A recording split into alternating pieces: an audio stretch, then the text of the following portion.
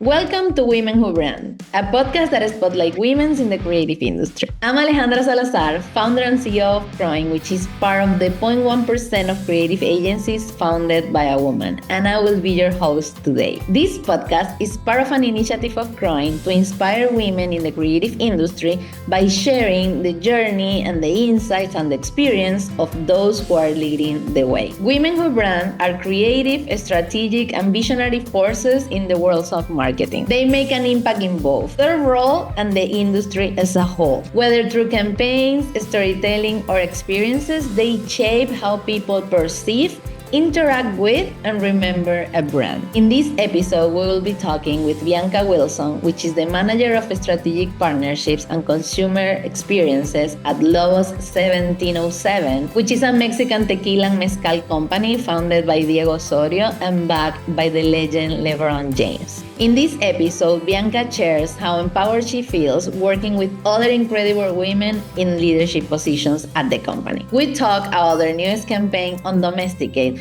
and also the importance of being yourself, have fun while doing the job, staying prepared, and follow your intuition. So this episode is gold and can't wait for you to listen. Welcome our next Woman Who Brand. I'm so happy that you join us. So my agency and Bianca were together last year on an AR project for Diageo. We met in person during a Woman Tech. I was a speaker at one of their events in Miami before that event. I love Regina.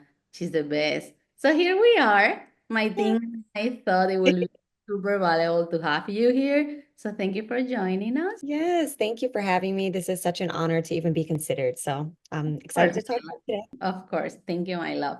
So let's get started. First, what led you to pursue a career in marketing?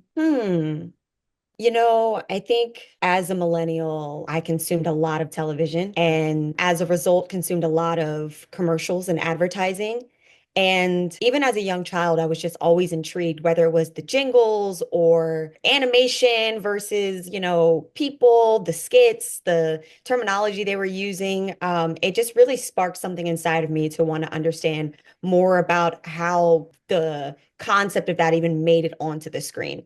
So that kind of transition from me just starting in advertising and then making my way into kind of where I am in my career. Love it, love it. For me, it was similar, not similar like watching TV, but to me it was like pretty impactful. I used to live in a town in Venezuela where I'm from. And when we go to the capital, which is Caracas, I would used to say like those big banners and other, and I was like, oh, this is so amazing how it blends with the city. So to me it was like, I want one of my I want to have a clients or I want to somehow be part of this advertising. So yeah, it's like the big thing that got my attention. And Amazing. recently, I know you started working recently at Lowe's. How do you feel about your current role? It's honestly exactly the next step that I wanted to take in my career. Coming from working with the Diageo portfolio, working across all of their brands, I felt honestly a little bit scattered. I had to understand like a variety of different brand identities. So being able to transition into one brand is really allows me to like really hone in on what I'm great at and focus on one brand, developing one store, developing one identity and really pushing that to the masses. But also, tequila is just the growing sector, the largest growing sector of the spirits industry. I've been in the spirits industry for almost 15 years now, which is crazy to say. Wow, congrats! But Congrats! yes, I've been in the business for a long time. So to be on the ground of this or having been on the ground of it and now kind of witnessing where it's gone, it's so fun to work in this space because there's a lot of opportunity here. So Lobos is great. My team is amazing. I think also my team is led by two women VPs, which is we love. unheard of, right? Like our senior leadership team is actually comprised of mostly women. So it's such a beautiful thing personally, outside of professionally, to be led by such strong powerhouse women. And they also come from large spirit conglomerates. So they've become mentors of mine. They're excellent marketers. And, there's just something about a female touch, that's just a little different. No shade to the men, but just something that's a little different that makes me stronger as a marketer, but then also makes me feel more seen and heard and felt at work. Honestly, I love to hear this because also the agency world, and in the agency world it's pretty male dominated. And when I started my career, I remember attending Ladies One and Design, which is a community hosted or initiated by Jessica Walsh. And I went there, I was like, what, 21 or 22. And that was the first time in my life where I was in a room full of women that were all marketers or designers, like the creative field. And the conversation was so different in comparison to what I was like doing at school, for example, with my teachers and stuff, which again, I love them and they teach me a lot. But this energy and this way to kind of express your thoughts and like the power, it's just different. It's a different energy. And one of my purpose with this podcast and with my company in general, because we are also 100% female led right now currently, and it's about giving this feeling to everyone else, because it's really something to look for. It's such a different energy and a different feeling that you can get when female leaders are in the table 100%. So I'm happy for you. Thank you so much. Honestly, the energy is unmatched. It's not even a comparison. It's like, I'm fueled by what I do just a little bit more because women are, leading the ship. But oh my God, it's beautiful. Okay, so when talking about your process of creating ideas or knowing when an initiative is good, you with these two different experiences and all these years in the industry, how do you know when an idea or an initiative is good? Is this like, do you have a specific process, or is this more of a feeling? I would say it's a little bit of both. It's definitely somewhat of a process. I like to, of course, being in the industry for as long as I have been, I do have a strong network around me. So I do like to cycle ideas, share ideas, get live feedback from people that I trust. Also, my team, like I'm not one of those, even though I am in leadership, I'm not a person that's like, we have to do it my way and that's it. Like, I'm like, what do you feel about this? How do we feel? I love ideas because even if my idea is at the root of it, having other people's perspectives can grow it into something that I might not have even imagined. So, I love to be inclusive in that way. But ultimately, as much as I will lean on like expert opinions, it's a feeling. If my idea or my strategy or my plan, when executed, leads to an emotional reaction, if it evokes some sort of emotion where people feel connected to it, I'm like, that's a winner. That's it. We've got something. So I would say it's a little bit of strategy, a little bit of process, a lot of bit of finesse, but it's really mostly a feeling. It's you know it in your heart and in your soul when something is right. Is right. I love that. I love that, and I agree with you. You mentioned that you hear about your team's opinions, even though the idea sometimes might come from you.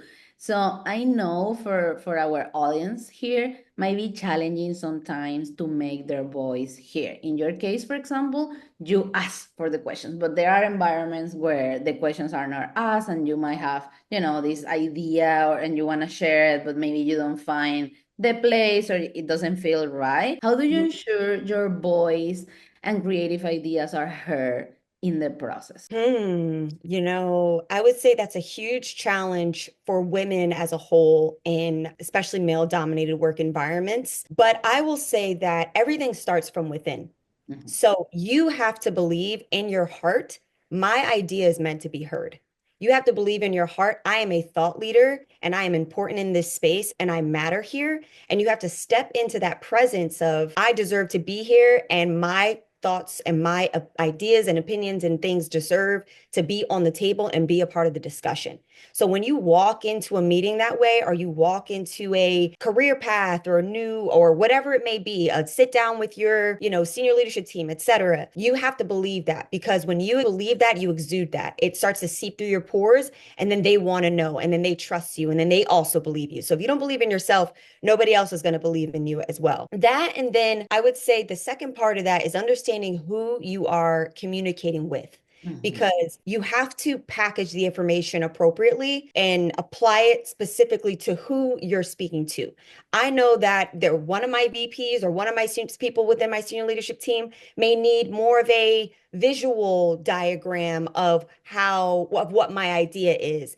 And then the other end is more a little, somebody else might be a little bit more data driven. So I might need to tap the research team and get a few, analytics together to put together for them to understand where I'm coming from. Or, someone else might receive a story. So I might have to like really work on how am I communicating and articulating this story for them to be able to receive the information. And that comes with, time and obviously understanding, having And now to be the workplace. doing the work as well, because you might have an idea, but as you said, like you need to really work on the idea to give it to the point where you can actually present it with, based on who are you presented with, but also based on what is the impact that you think that idea can have in the company or in the project. So yeah, it's a lot of also do the work as well. You must. There's no other option. Either way, the work has to get done. And, you can have the best idea in the world, but you might not be packaging it appropriately. And that person, it kind of goes over their head and then,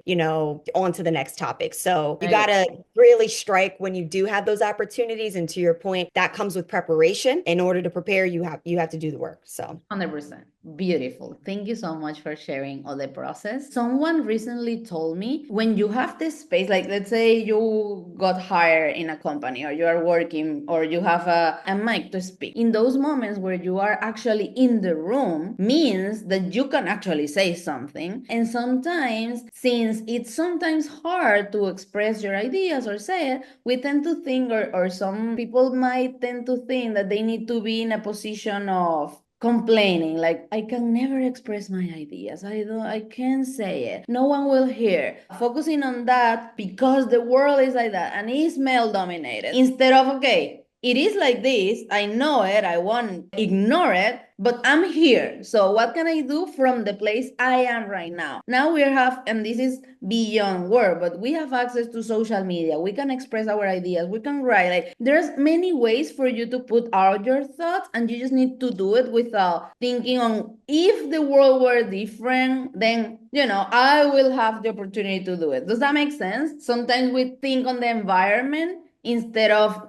from within, which is what you say when you started like answering the question. Yep, exactly. And, I think the foundation is your thoughts have power. So if you think that, oh, we live in a male dominated world and it's so challenging to get my ideas across and nobody listens because there's all these men, then it's going to be a male dominated world and nobody's going to listen so you have to speak things into existence. And again, that starts with yourself. Like, I am important in this space and I deserve to be heard. 100%. I have great ideas and my ideas are brilliant. I mean, listen, I have to big myself up because nobody else is going to do it. You have to believe in yourself. And I promise you, when you believe in yourself, other people will believe in you. And then you'll notice a shift, right? I'm really big on attracting what you want, versus, it's a little bit of both. You absolutely have to go after it. But when you embody those things, you also attract. You may notice that you say it every morning, like, I am brilliant and I have great ideas and they deserve to be heard. And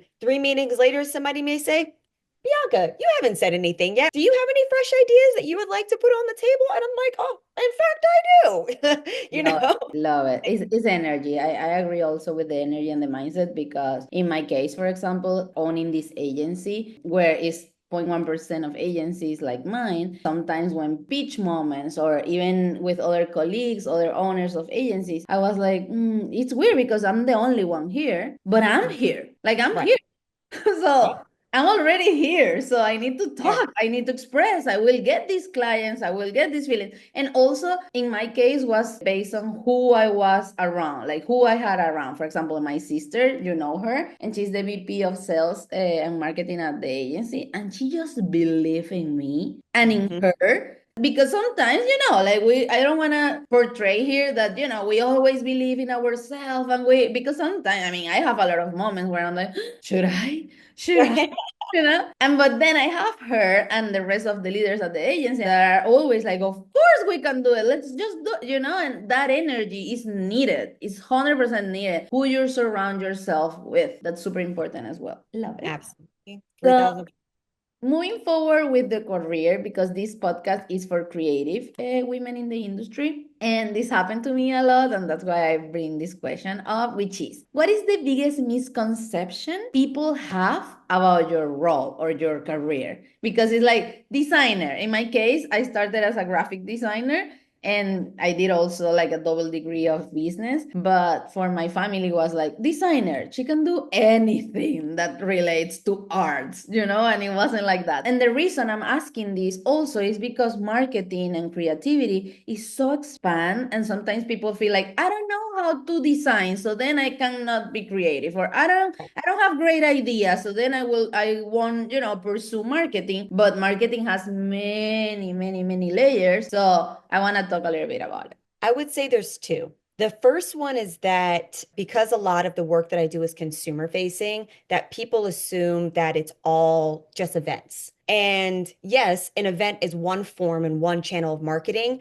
but I view myself as an integrated marketer through and through. Like Okay. I have to think holistically across all channels of marketing to ensure that we have the largest impact with what we're doing and the investment that we're making. So yes, what the consumer might see is we're showing up at Coachella, but they don't understand that I'm also working with, the out of home marketing team so we can have billboards and decals and stencils on the, pavement leading up and posters around Los Angeles leading up to Coachella because that's where a big, portion of the population comes from for Coachella. And I also work with digital and the social media team because we may have we may do a social media campaign where we bring out a few influencers and build some content around it. I'm also working with sales to ensure that we have the proper product in place for the event and we can locate it in time. So I work with legal because everything we do is rooted in contracts. So I loved starting. I started in experiential and kind of grown from there. But if you really want to be successful and you want to grow to these heights, you have to understand holistically how all the departments are interconnected and how they work together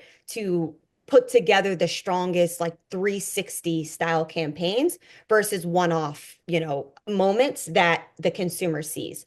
So that's number one. And then number two, because I work in spirits and a lot of what I do is consumer facing, and I like to consider myself somewhat of a puppet master of the spectacle, very behind the scenes. That it's always fun. And I have fun because I'm a fun person. So, and nobody's going to take that away from me. Nobody's going to take my joy. I have fun waking up every day because I choose to be fun. I speak that into myself, but there are moments where my job is not fun.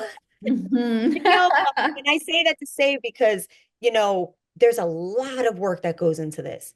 A lot of early mornings, a lot of late nights. I work across, actually, I'm international. So I'm on EST, I'm on CST, I'm on PST. I just had a call yesterday with somebody that was in South Africa. So, you got to be willing to put in the work. And there's going to be a lot of times where the hard work and the admin related and the tedious things and the research might not be the most fun aspects, but it's so crucial to ensuring that you're successful. And also, whether you're at that company or not, you're gaining the appropriate skill sets to just be a strong marketer in general. And that will trickle into whatever else you do, whether you become an entrepreneur, start your own agency, start your own tequila brand, whatever the case may be, you will be equipped with the tools. Love it. Yeah, no, I couldn't agree more. Whatever your role is, to understand how everything works.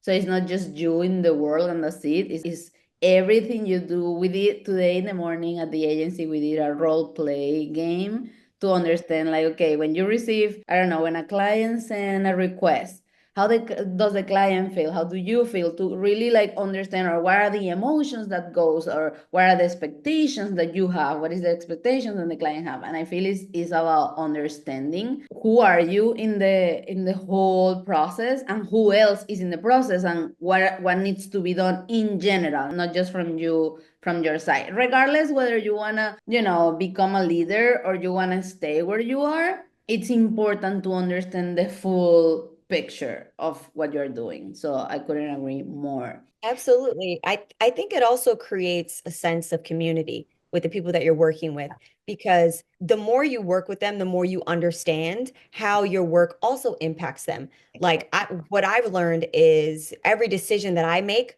also impacts everybody else. So it's also when I go into conversations, I will say, hey, I understand we have to make this change and that it's going to require you to now do X. You know, I appreciate you and I'm sorry that this impacts you in this way, but how can I support you to make this as seamless as possible? That's a different discussion and a form of type of community within your workplace than I'm just going to do my job. And even if I'm getting something done, I don't care how it impacts other people. And to me, a successful environment. Love it. No, no, I couldn't agree more. So now talking a bit about marketing and what's trend. What is the trend that excites you the most right now and why? I have two. I'm sorry, I have a lot. You're like, I've asked you We're one here girl. to Stop speak. asking, telling me you got five. We're Um, here to speak. I love that, well, marketing is especially brands. There, a lot of them are starting to target Gen Z now. Especially I work in spirit brands, so we're always looking for what's next, who's our next consumer. I think honesty has become a trend.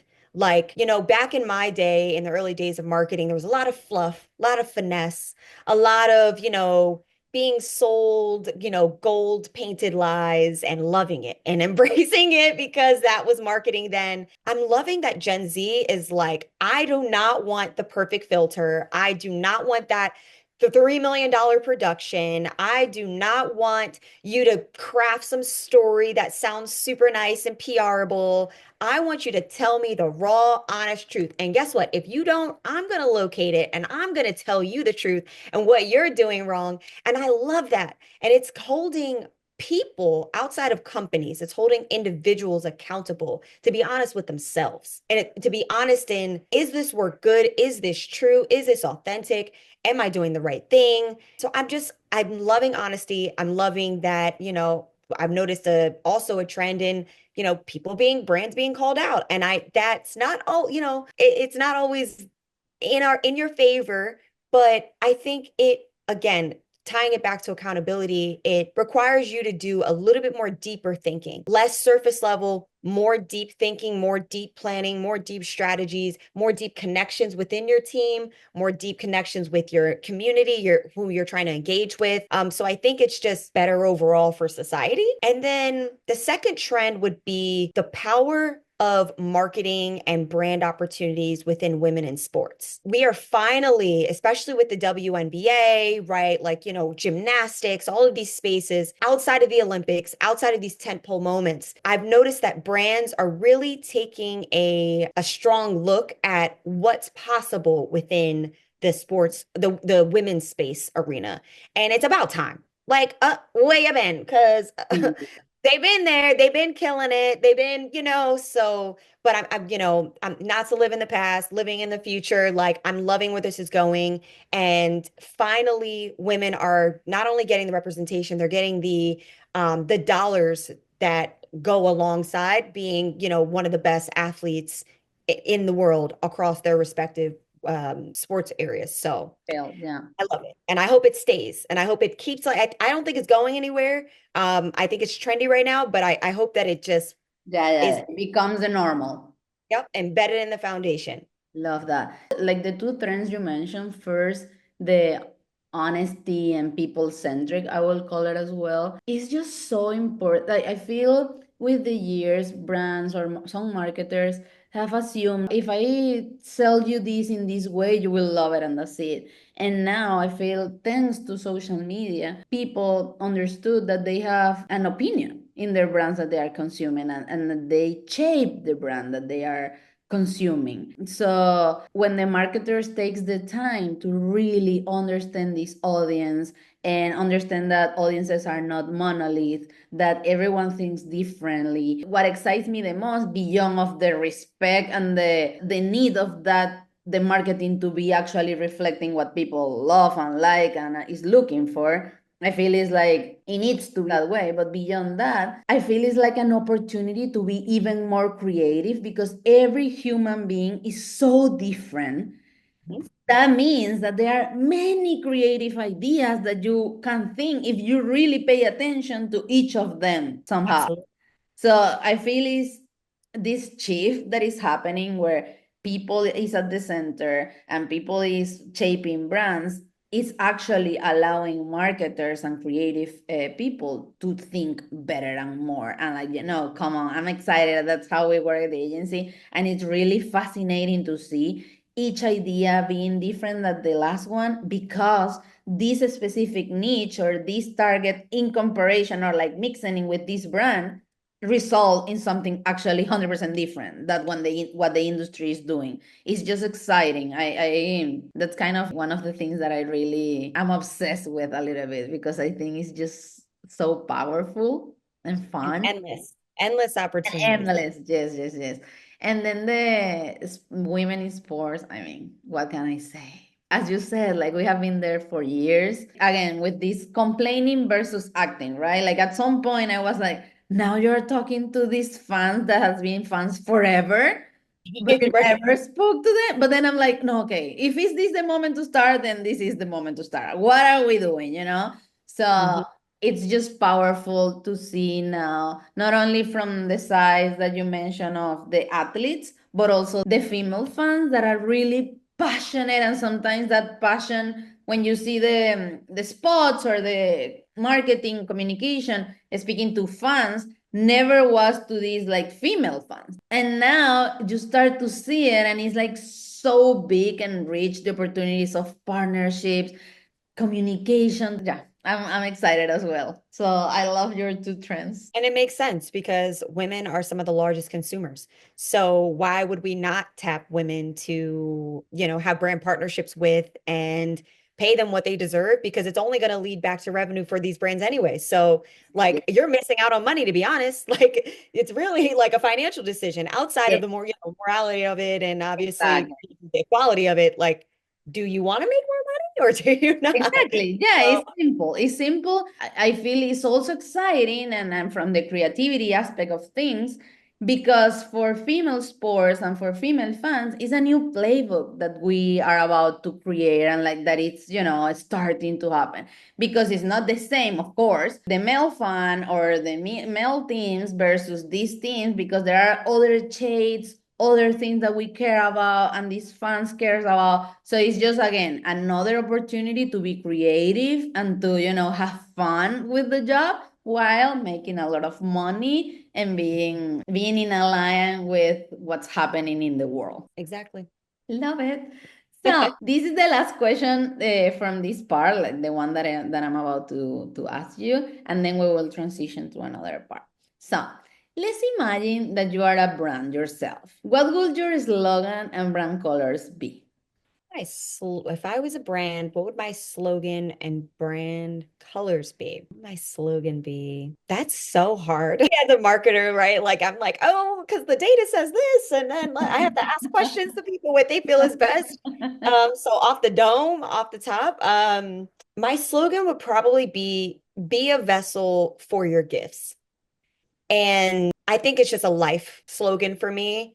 And, if I had a brand, I would want to be as authentic to who I truly am. So that's just kind of where I'm leading into right now. But I truly believe that when you're talented and you have gifts, that they're not meant for you. They're meant for you to share and to support and to help others.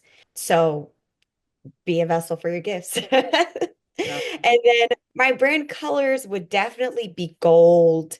I love gold. Yeah. Oh, there's something about gold that's just so luxury and when done well, tasteful and elegant.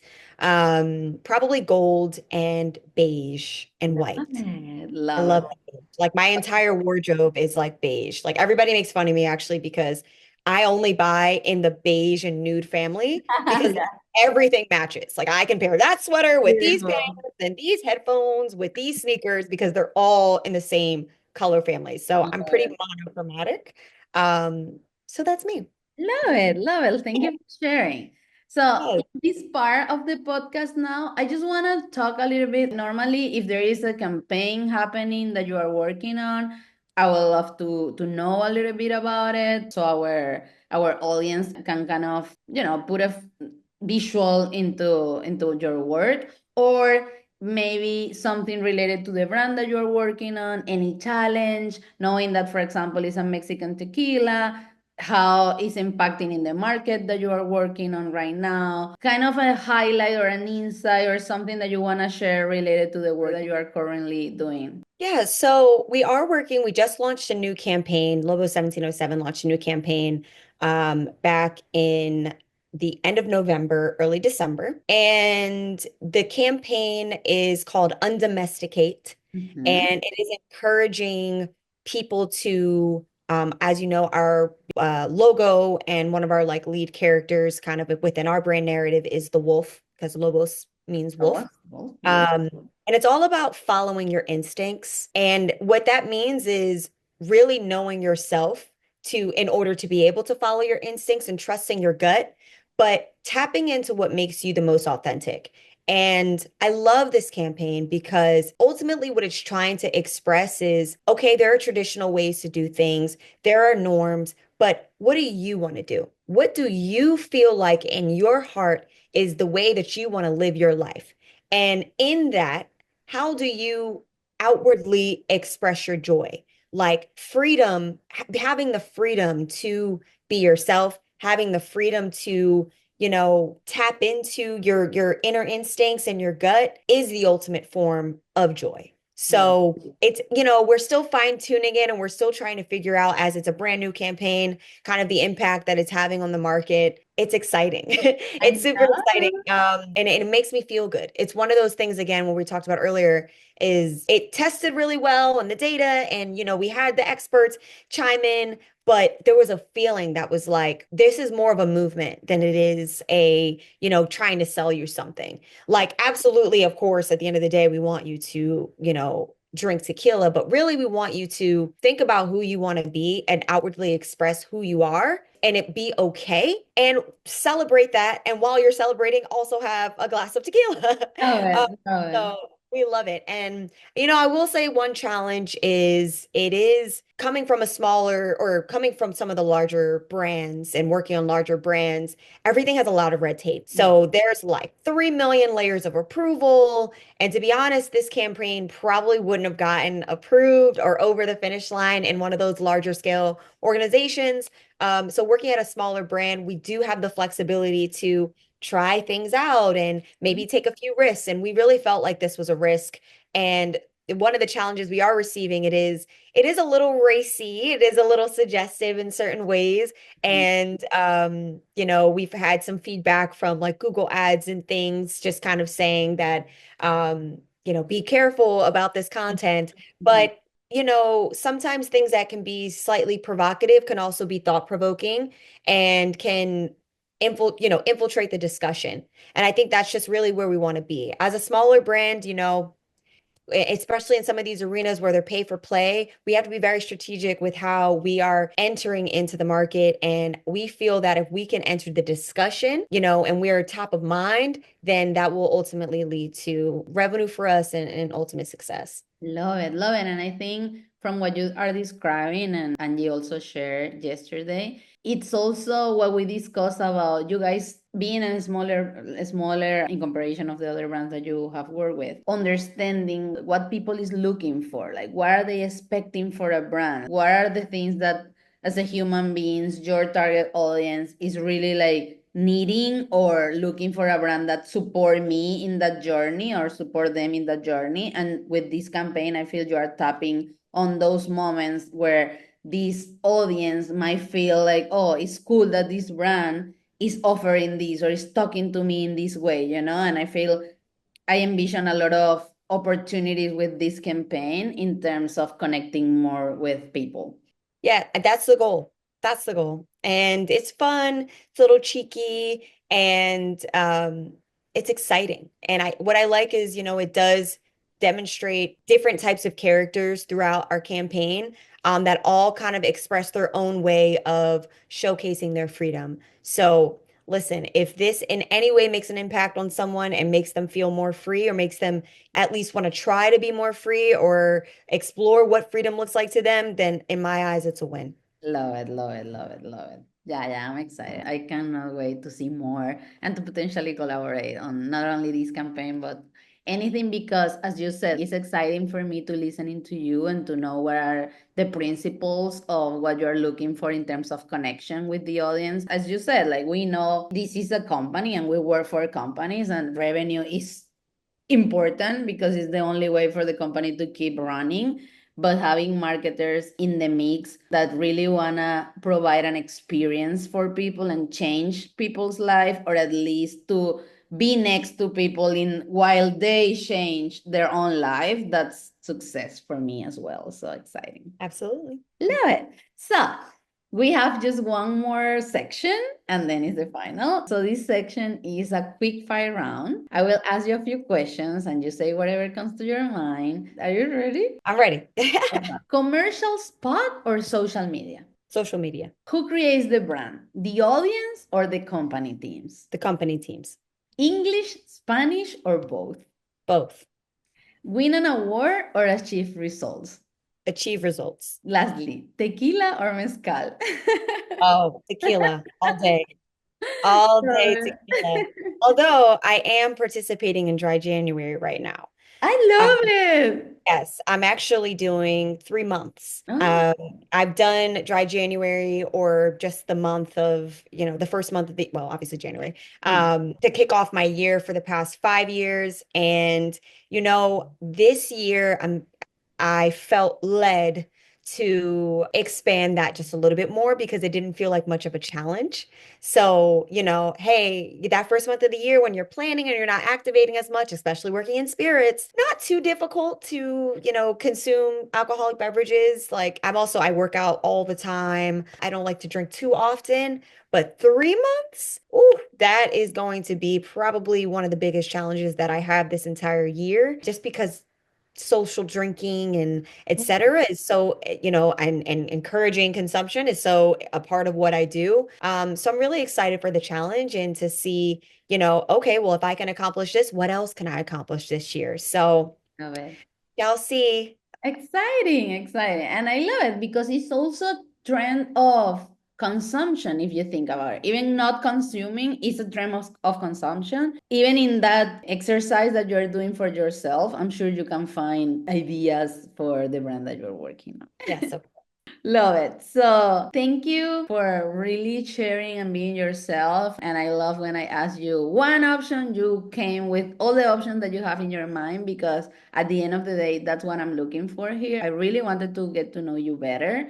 And I hope this is just the beginning in our relationship, but also I'm excited for people to really look out on what you're doing, what your next steps are, and next campaigns coming up. So I will definitely encourage everyone to follow the brand and follow you. But to finish the podcast, I have two more questions. First, what does it mean to you to be a woman who brand? And what advice would you give to a woman in the creative industry? Being a woman who brands is powerful. We as women, we have such a unique and important perspective in everything that, our communities engage with and interact with. Like we are powerful. I don't even know how else to describe it. It's like and not in a like, oh, I don't know the power, but more in a like, wow, like this power is coming from within me outward to touch people. There's something powerful about that. And then your second question, the first advice I would give would be to get a mentor.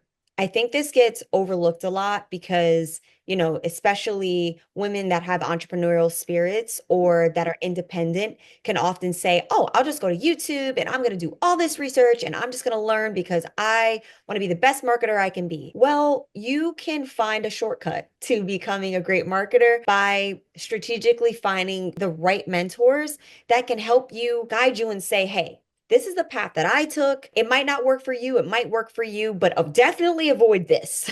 You want to listen to the things that they're telling you to avoid, but then also the things that they're suggesting that you do. And then you might not do everything, but some of those things might be really important to your journey and help you, completely exceed and beyond where you could have been by not having that guidance. So number one is having a mentor. Number two is being patient, because I also think that, and if if you're a corporate girly like me, or if you're an entrepreneur and want to do your own thing, not everything's going to happen exactly when you want it to happen. And having that patience to say it's all going to work out, everything's working out for my good, will put you at peace. Because sometimes, even as a creative, right, like I may have a deadline for something and I have a campaign and I'm like, oh, I need to come up with an idea and I need to get it right now. Sometimes it's okay to take a break, to sit back and say, you know what? Why? There could be other things going on in my life that's impacting my creative vision. So let me take a quick break, whether it's working out, drinking some tea, whatever your breaks look like. It's okay to just be a little patient and again, attract those things. Because sometimes, going after it too hard can have the opposite effect. And be yourself. I know I said that like 6 million times during this, but one mistake, well, it wasn't a mistake, but one thing I wish I would have learned early on in my career was that when you are yourself, you create space for others to also be themselves. And it allows you to have and establish a deeper connection with them. And the reason why I'm bringing that up is if you work on the agency side or you're on the brand side and you have clients or you have partners, as somebody that works in partnerships, I used to be very professional and, kind of by the book and a little robotic because I thought that that's what being a corporate girly was. And honestly, I realized when I let down my hair just a little bit, still within the corporate scope, you can't, don't take it too far. But when you yourself and you allow yourself to, just be, you notice that you actually have better partnerships. You have deeper connections with them. Your clients want to work with you more because they genuinely like working with you because they feel that they can be themselves in your environment and when you're yourself, you produce your best work. So Love that's all it. I got. Such a powerful advices. I really, really, really am deeply connected with everything you share. And I really want to say thank you for taking the time because I'm sure, similar as you said with your campaign, where, if someone really use the campaign to actually have an action for themselves, to me it's the same. If someone listen to this, I'm sure it can change a little bit of, from the moment when they start listening to this episode to where they finish the episode. I'm sure they will be or have a different perspective or be something different or looking for something else. So I really thank you for taking the time, for sharing all your knowledge and all your experience with us. Thank you. Thank you. Thank you for Thank you, having me. my It's love. wonderful. I Thank thoroughly enjoyed getting to know you and a little bit about your background as well. So thank you for taking the time. course, my love. And to all the women who brand listeners or readers, remember your voice matters and your creativity has the power to inspire and lead. Until next time, bye.